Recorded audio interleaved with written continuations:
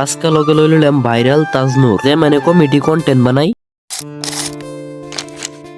Hi, hello, this is Nozmul Blog.